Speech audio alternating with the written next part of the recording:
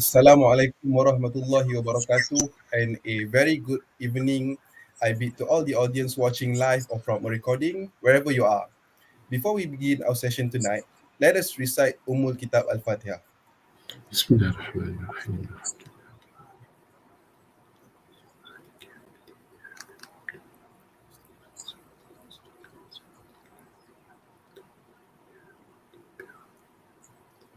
وقال ربكم ادعوني استجب لكم اعوذ بالله من الشيطان الرجيم بسم الله الرحمن الرحيم الحمد لله رب العالمين حمدا حامدين حمدا شاكرين حمدا يوافي نعمه ويكافئ مزيدا يا ربنا لك الحمد كما ينبغي لجلال وجهك الكريم وعظيم سلطانك اللهم اجعل جمعنا هذا جمعا مرحوما وتفرقنا من بعده تفرقا معصوما ربنا آتنا في الدنيا حسنة وفي الآخرة حسنة وقنا عذاب النار وصلى الله على سيدنا محمد وعلى آله وصحبه وسلم سبحان ربك رب العزة عما يصفون وسلام على المرسلين والحمد لله رب العالمين. Ladies and gentlemen, welcome to the Mahallah Sumayyah Shahr Qiraat 2021 talk titled I'm a Reader, I'm a Writer. The purpose of the talk is to discuss the importance of reading in this modern world, to encourage students to practice reading culture and develop interest of seeking knowledge. And it is also to boost students' confidence in expanding their hidden talents, and it is also to replenish and to strengthen the value of reading in among IIM students. And tonight, we are joined by none other than our very own president of IIUM, Datuk Dr. Mohd Daud Bakar. Datuk Dr. Mohd Daud Bakar is a man of many talents and decoration. Aside from being the 8th IIUM president, he is also the chairman of the Sharia Advisory Council in a number of financial institutions, both local and abroad, including the Central Bank of Malaysia and the First Abu Dhabi Bank. He is also a well-renowned author, writing a number of critically acclaimed pieces. For instance, the Shariah Minds in Islamic Finance, an inside story of a Shariah scholar, which had won the Islamic Finance Book of the Year in 2016.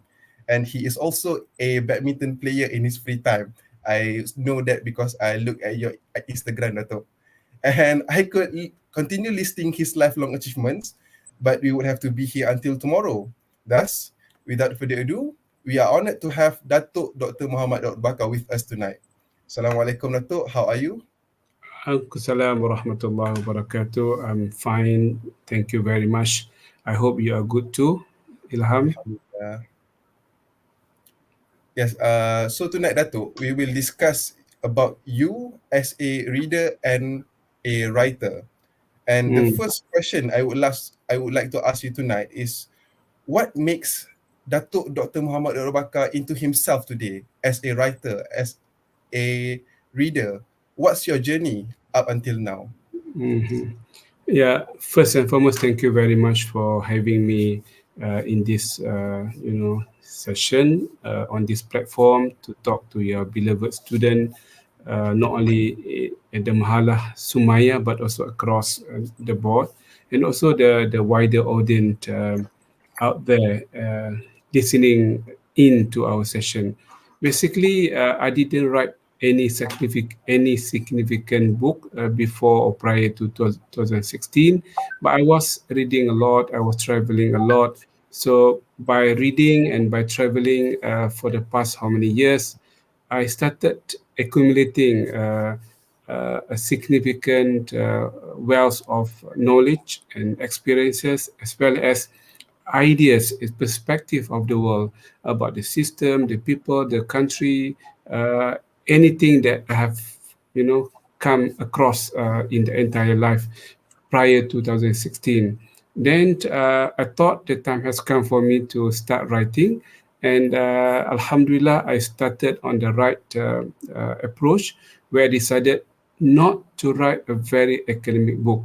I don't like writing a very heavy book for heavy substance, but I prefer to write something which is heavy, which is very, very significant, but in a manner which is very entertaining, insightful, and unlocking the potential of yourself. Once while reading my book, you also are challenging yourself. You are talking to yourself. This is the way I have, Alhamdulillah, Allah has given me the have the talent and the gift to write something. Uh, I mean, all the book I have written is all of them are very much book that talk to you as we read the book. So this is something I have accumulated because I wanted to talk to people. I like talking to people, but I cannot talk to all the people. I can talk to them by writing a book. Yeah. That's a really nice answer, Datuk. I Mm, think it's important for us to be engaging in that's our right. writing to the Yeah. readers, as Mm, important as it is to be engaging while we are public speaking in front of yeah. our audience. And it is a hard thing and a very special thing if you find a book that not only you read it, but it tells itself in the form of a story to you. So you get Yeah. the I right mean, and that's understand the right. feeling. I mean, the book should be very telling. You know, the book should be very telling, and the book should be very communicating with you as if whenever you read my book as if I'm talking to you, the writer is Yes. talking to the reader. This is my style. I like to maintain that style all the way, and this is very much inspired by the Quran. When you read the Quran as if Allah is talking to you, and this is the very magnificent methodology that when you read, of course when you speak, when you deliver a speech, when you give a lecture, as if you are talking to someone. Of course, talking is quite easy, but writing a book, you need to be able to, give the feeling that the writer is actually talking to you on a personal basis, as if one-to-one kind of communication, and that is, the style I'm very much motivated to do. I can see the impact not only on my readers but also on me because I become more honest, more transparent, and more intimate. I prefer to be very intimate with my readers. That's nice, Datuk. But coming back in your perspectives and experiences you have gained from your travel, the next Mm. question I would like to know is what inspired you to write and what motivates you to keep on reading until you are now? Well, uh, uh, the moment you do something for a purpose, you are motivated. That's why whenever I read anything, newspaper, magazine, even the menu of the food on the flight, for a meaning, I was asking why this food is being served at this time. So you read for a purpose. The moment you pick up any material for reading and you wanted to make it meaningful and purposeful, I think you can enjoy the reading. And more often than not, Ilham, whenever I read interesting book or chapter or article or newspaper or magazine, I I normally transfer that knowledge and transfer that the word construction into my small book, into my uh, uh, book of praises and sentences and mantra on idiom and whatnot in my special book of all the interesting words and praises and style of communication. By building that reservoir, by building that supply, if you like, you have enough supply to use whenever I start writing. Because people sometimes they got stuck. How should I write? Is that right? Thinking and thinking. I mean, they are very much clueless. How to start, how to say this, how to say that, how to conclude, how to argue, how to be a bit, cynical, how to be a bit arrogant in some of the writing whenever you have everything in your small collection in your book of collection. I think everything will make it easy for you, particularly when you are writing in a foreign language like Arabic or English. You need to have that kind of strategy. In your own native language, you can write anytime, even you are asleep, you can still write, but not in the foreign language. You need to pick up the best of the construction of the words and import them into your books, and that will make your book more interesting and more, more engaging and more telling to your readers in that particular language.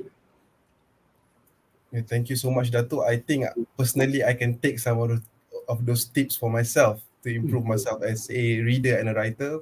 And I also believe the audience should jot down the advice given by Datuk tonight. So basically, we have to find purpose in reading everything, even if it as mundane as a restaurant menu to probably an educational or informational book. And Yeah. secondly, it is important for us to obtain inspiration and information reservoir, if you will, from other pieces and other authors. It will Mm. not only make us a better reader, but subsequently also a better writer because we have those information at hand. So that is the two key points to be taken away from the advice right now, I think. Mm-hmm. Okay, Datuk, the next question is regarding your own writings. I would like to cite two of your pieces. First, Anak Desa ke Persada Antarabangsa, and Mm-hmm. second, Kembara Ilmu dari Sungai Korok ke St. Andrews. Based on these books, Datuk, what is your opinion on the phrase reading is the door to the world? Maybe you can share your experience or your thoughts or anything related to it. Sorry, I didn't get your question just now. Based on the books Anak Desa ke Persada Antarabangsa and Kembara Ilmu dari Sungai Korok ke St. Mm. Andrews, what's your opinion on the phrase reading is the door to the world? Okay. Yeah, I mean, if you don't read, you are literally trapped in a prison. Okay, everyone who is not reading anything every single day, he is actually putting himself in a prison of knowledge, prison of the worldview, prison of the perspective of the world, the perspective of the other cosmos of the world, and what have you. So that's why the moment you pick up the habit and the hobby of reading, inshallah, you are freeing yourself from the slavery. Many people are slave as we speak because they are being trapped in their own soul, in their own mind, in their own,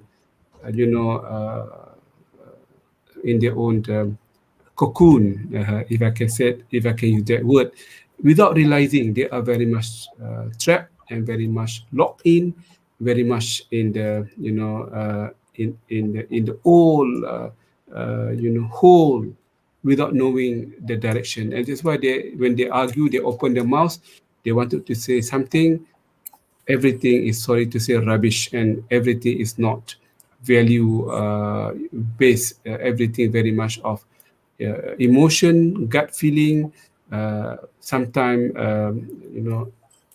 unreasonable, unthinkable, and sometimes very arrogant without having any basis of argument. That's why these are the narrative, the words of the prisoner. The prisoner cannot think straight because the prisoner never see the world outside the prison, the four multiply four kind of meter or whatever it is in the cell. But if you read, you will free your perspective. It can challenge your own conviction, your own understanding. In fact, it can enhance the quality of your understanding of the books they have read, even the Quran you have read over and over and over. The moment you have read some other books about astronomy, about the sociology, about the legal aspect, the economic aspect, you can give a new perspective to the very words of the Quran, which were revealed by Allah Subhanahu wa Taala without having definitive meaning. Those, I mean, the fact, if the variable that can give the definitive meaning to the word of the Quran is not the Quran, but your understanding of the planet, your understanding of your behavior, the family setup, the issues in the society, because the Quran was meant to be interpreted according to the knowledge of the time. And this is something that you have to pick up. So, very much, I wanted to say, I would agree to that statement. I was also, trapped at some point in time because I thought I'm a great scholar. I'm there, I'm here, I can command, I have a power. But basically, you are giving command inside the prison because you cannot go beyond that. Where is a person who is reading books in the prison is much better than you because he can see the whole perspective. That's why the great scholars of the past, they read books in the prison, they write books, big volume of the book. Ali Ibn Taymiyyah, As-Sarakhsi, right under the, in the prison underground, and Sayyid Qutb for that matter in Egypt. They are being blessed, by reading, and the more they read, the more they can articulate their perspective. This is something that we cannot lecture, to be honest, Ilham. I can't lecture. I cannot give you the direct, tips. But the moment you keep reading and reading and reading, something is pushing from the back of your mind new ideas, new perspective. The way you look at people's statement, the way you look at news and policies and report and data, you can give the meaning to all of them because you have read about the poverty, you read about the environment, you read about so many things, so you can put the meaning to the variable which are very much real in your lifetime without having the proper and the frequent reading. I mean, you cannot give any meaning to anything in your life. Yes, Dato, I very much agree to your analogy of the mental prison, the prison of the mind. See, Mm, the difference between a physical prison and a mental prison is, you know, you're in a physical prison, but yeah. more often than not, ignorance inside these prisoners of the mind can tend to lead to arrogance. So Yes. in the past, we have great scholars whose bodies were imprisoned, but their minds were free and freeing other people as well through Yeah. their writings and their lectures. But now we can see today with the rise of social media, these prisoners of the mind have a platform to miseducate others as well. So, what is your thought on social media and the culture of knowledge, Dato? Social media is not healthy platform. It is only useful and healthy for social communication. Okay, when you want to reach out to show your new clothes, your new car, your new hobby, you play badminton, you play futsal, and you play football. That's fine. Your new book. This for social, information is good enough. But the moment you use social media to develop your scientific mind, your behavior, and your intellectual personality, that is very dangerous because you cannot take the fatwa, the views from the social media, though they are coming from great scholar, great mind of the world, but social media can be manipulated. Sometimes uh, uh, a text is correct, but the discussion underneath, going through the comment of the readers, will make the whole thing upside down. So, my advice: use social media for the purpose of uh, communication and interaction and building a very good social relationship, and perhaps trying to understand what is going on in the world on the surface. But in order to build and form a theory or perspective and idea, you can't do that. You need to fall back on the serious reading, serious report, and serious data of the world. And that is the difference between the social media scholar or student and and the substantive readers and scholars and professors. That's why social media is quite attractive but harmful at the end of the day. Yes, I agree. But on that note, Dato, I think social media is more like a double-edged sword.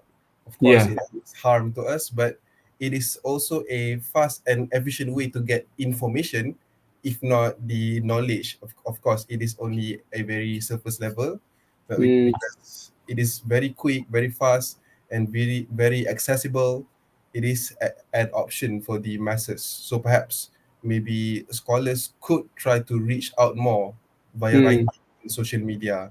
Maybe Twitter not so practical lah kot. Dia ada word limit. Maybe on Facebook or on Instagram. Yeah, So I do a lot of social media. I write every single day, one poster, two posts, and that would be convert it into a book in the future, which is my intention after all. But I'm referring to the whole scenario of social media, because though you are reading my post every single day, the choice of words is very much, very much to suit the social media mentality, short, sweet, and sometimes it lost the contact. That's why you have to fall back on the real book in the future. That's why social media cannot replace the substantive reading. Because if I were to be very much, contextual and academic, people don't read anything on the social media. People want it to be quick, fast. But this is something I can do. But that cannot replace the need of putting your thought in a very structured, well thought of, as well as a balanced and contextual presentation at the end of the day. It is useful, no doubt, inshallah. That's why I'm still writing every single day in my social media. But I'm not here to claim that is the best source of knowledge. That write up must be put into a book, and that book must go into the normal rigorous way of calling a book, because a book has a standard, or the right word, the right contact, the right responsibility, academic responsibility. In social media, most more often than not, as you know, there's no author attached to the write-up, and that is the source of problem. Very few people put their name when they wanted to write something which is nasty, and that is the source of problem. But in book, you cannot publish a book without a name. You have to put your name to any book, and that is the meaning of responsibility, academic responsibility, or whatever. Yes, Datuk. Sebab Mm. in social media we tend to see fake news by fake accounts or accounts with only numbers, bots, and whatnot. So I guess based from your previous answers to the previous two questions, you have already answered our next question, which is reading a book just a hobby or necessity? But on that note, Datuk, I have an extension to the question, which is, do you differentiate reading for leisure and reading to gain knowledge? And if so, how do you do it? I mean, I could be wrong, but I need to be frank and open with you and with other participants in this program. I don't read if I cannot enjoy reading it. I will read report, books, novel and what have you, if I can enjoy reading it. Meaning to say, I read because I wanted to enjoy reading it for leisure. Leisure does not mean you read for nothing. I read because I enjoy reading it, and that's why it can give me the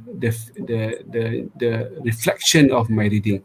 I read, books about sport, about hiking, about this, about botany, because nothing to do with me, nothing to do with my specialization, but it gives me the insight, because I'm excited to read about the kingdom of ant, the kingdom of what have you under the ground, and by reading that I can pick up the jewels of knowledge, not the knowledge, the understanding of the author. The author is a very great guy. He has spent hours, if not years, and decades to write a book. And whenever you read his book or her book, you are absorbing his knowledge and his research. He's finding the way he look at things, and you are absorbing them and make you a new personality. Next week you read another book, another personality. Next week another book, another personality, the way of thinking and what have you. So this is something you need to like doing it. You have to enjoy reading it. So to answer your question, I don't see that question relevant to me, because whenever I put my hand at heart reading the book, I always enjoy it, and I always make it enjoyable and make it something interesting. I never undermine any author, any book. I never underestimate any writer whatsoever. Though you might not like him for whatever reason, I have to I have to like him as the author, as the writer. This is your job. You cannot undermine anyone. I read almost books by almost anyone. Nelson Mandela, Indra, Gandhi, and Sir whatever, Alan Mas, Jack Ma, even the naughty books which are not that compliant. I also read to understand the dark world of the world and what have you. Yeah. Yes, Dato. I think your perspective is a very emancipating way to look at the act of reading, which is we have to be as open-minded as possible, and Mm. we can for a fact that to read for pleasure, but also gain knowledge while we're reading. It, But I mean, I it goes without saying when you enjoy reading the book, the knowledge will come betul? almost what should I say smoothly embedded inside your reading. As simple as that. Okay, but Dato, I think at least for my generation probably, uh, Mm. some people look at reading as a serious activity, not the one that can maybe done for fun. So I guess this next question is for us, for the younger generation. Do you have a single book in your mind that you can pick up anytime and read for fun? Um, Well, many of that nature, to be honest, in my own collection, in my library, I have a number of them written by, for example, Malcolm Gladwell.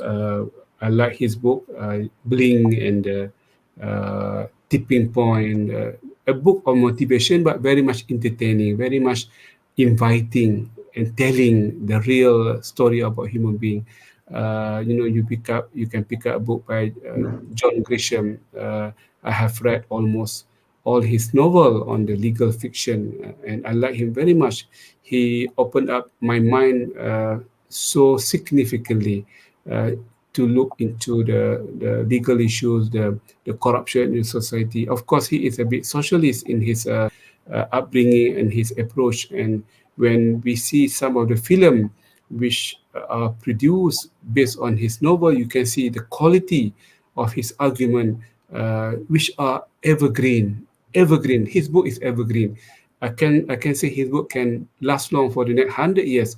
I like to be that kind of writer. When you write a book, your book can sustain the test of the time for the next at least 100 years, if not 1,000 years for that matter. So this is something John Grisham and Malcolm, you know, James Collin and Good to Great. These are very entertaining book because they are very much open in their approach. They are very much sincere in putting the argument. And I am very much influenced by them. You take the Hamka, for example. Hamka has been very, very instrumental in writing, in expressing the right word at the right time for the right purpose. So this is another gifted and talented author within the Malay archipelago kind of landscape that we have. So I wanted to be a bit of Hamka, a bit of Malcolm, a bit of John Grisham, a bit of Muhammad Qutub in Arabic term when he has written a number of book of literature, book of story and fiction embedded with the Quran and the Sunnah. So, and of course, I'm also very much interested to follow the footstep of the Japanese futurist writer. I cannot recall his name now. One of my best and favorite writers. He is a metaphysics professor at one of the university in US, originally from Japan. You have to pick up his book to see that this mind that Allah has given to us can look into the future, and if we can predict the future, why can't we? Yes, Dato. I hope that and I pray for you that maybe fine.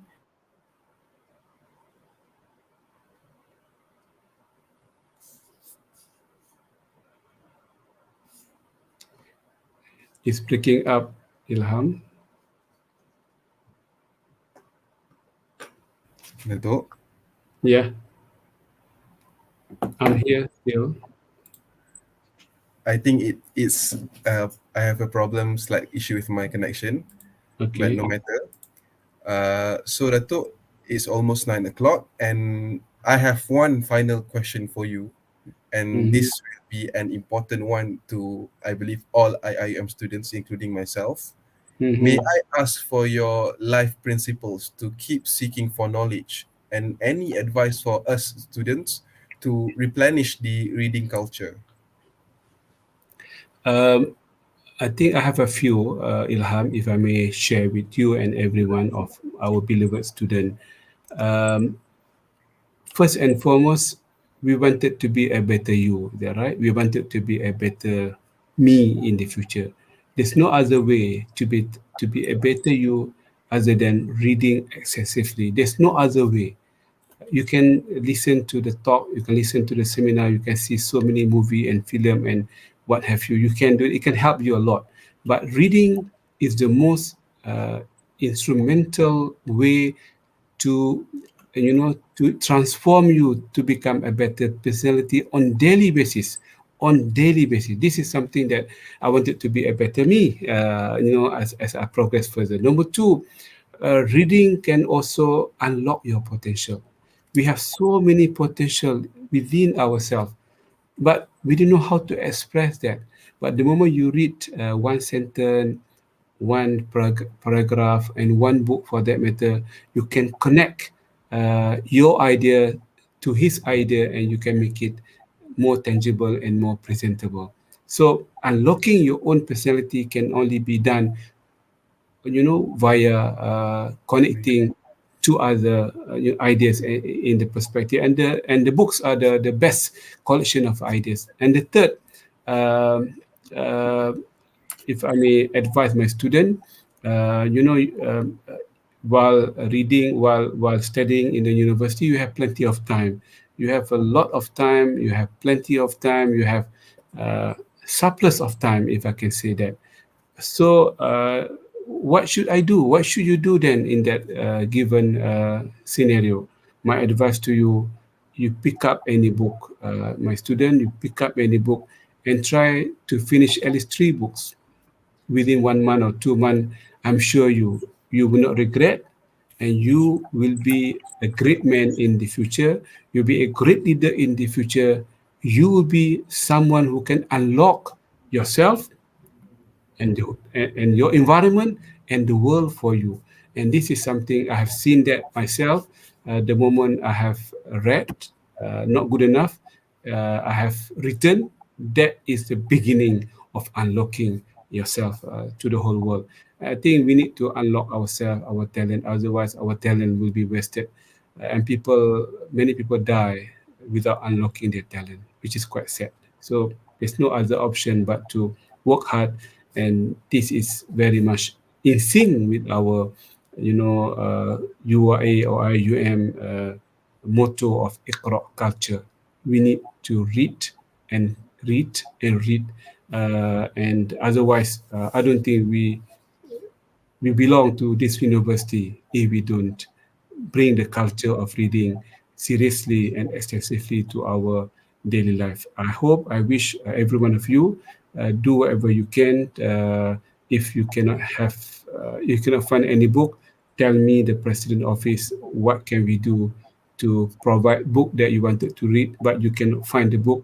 Tell us, write to me officially. Inshallah, we can make it ready for you in one way or another. You have to come forward, talk to your principal of Mahallah, talk to your dean and deputy dean, talk to your rector, talk to your to the president, and never say no for any good initiative alongside the reading culture, because I know the 100,000 we put in, the value of that 100,000 to prepare the book for you is limitless. It's limitless because we can produce people who have values, who have idea. Ideation is like coming up like water going out, from the earth, and this is something we are lacking at the moment. We have leaders who are not, insightful enough. We need to see more leaders who are insightful, who are articulate, and who are real in their knowledge and not trying to you know, uh, make people, you know, convene or to push people around to believe in their storyline. A good leader who is always an insightful leader, every word, every sentence that he, uh, you know, he utter and he pronounce would contain a number of ideas and perspective and argument, and you cannot do it by yourself. You have to pick up from 100 writers or 100 book you have read in the past. So this is my tip, a bit longer than necessary, Ilham, but I think I need to impress on this issue. You have to unlock yourself. I wanted to be you, a better you, and you should be more successful than any other personality that you have seen in this world, better than Hamka, better than Jack Ma, better than anyone if you start reading book, Inshallah. extensively. This is something I can guarantee, if not in this world, in the hereafter. Okay, Okay. thank you, Datuk. Such is the significance of reading and your insight from just now. Because without reading, our society will never progress and will be in shambles. At all, yeah. Yes, and to the extent that a student can write to the president of IIUM himself in order to obtain a book and to read it, Datuk, I think that's Yes, very impressive on your part. yeah. Okay, so I think we have come to the end of our event. Again, thank you very much, Datuk. Can we open for a few questions if you have any? I can manage my other next program, Okay, inshallah. I think we can have a few questions. I've received a few questions from the audience. Mm-hmm. Let us see.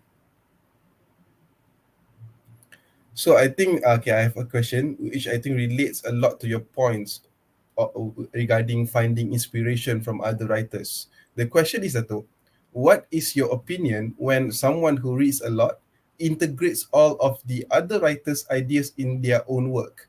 Is this a way of innovative thinking and developing creativity, or do you think it is pure plagiarism? What do you think, Dato'? I think I do the same thing because I was inspired by their ideas. So I took their ideas, I rewrite their ideas, but I have to put that I am inspired by so and so in this idea. We have to give the credit for those people, and this is something you have to do all the time. The moment you read good idea from someone, let's say from James Collin, Built to Last or Good to Great, or from Malcolm, even in my book Maqasid al-Sharia, I even quoted books which are against Sharia, because if I found something which is in line with the Sharia principle, Empathy by Roman Krisnek, for example, living in London at the moment. I quoted his interesting book in my Maqasid al-Sharia book. So you have to be inspired by people. You cannot create your own idea. Take time. But by doing that 1 or 2, 3, 4 years, after 5 years, I think you can create your own idea. You can become the authority of new perspective, new idea. But in the beginning, you have no choice but to, bring other idea and perspective in your book. But don't forget to give the credit to them. If you cannot quote directly, you can say in the following manner: I am indebted to the following authors. You know what I mean? Yes, One, two, three, four, and without giving specific page or book, but you acknowledge them. The fact yes, that you put the acknowledgement, it shows you are humble and you are sincere and you are a real writer.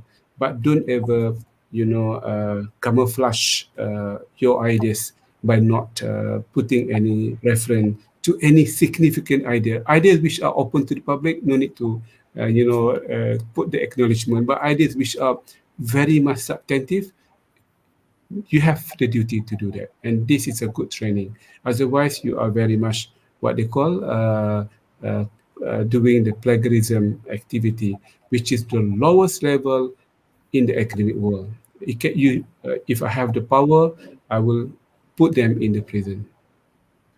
yes, Dato', I agree. There is such a fine line between innovative writing and expanding the culture of knowledge and Yeah. plagiarism itself. The lowest form of a writer could be, and as you said, should be put into prison. for stealing other people's ideas. And yeah, the key to the fine line is to cross the fine line safely is acknowledgement or credit. So I yeah, think important yeah, for us lah, maybe to learn better how to make and cite references in yeah, our writing. Okay, I think I have one more question. This is a, how should I say this?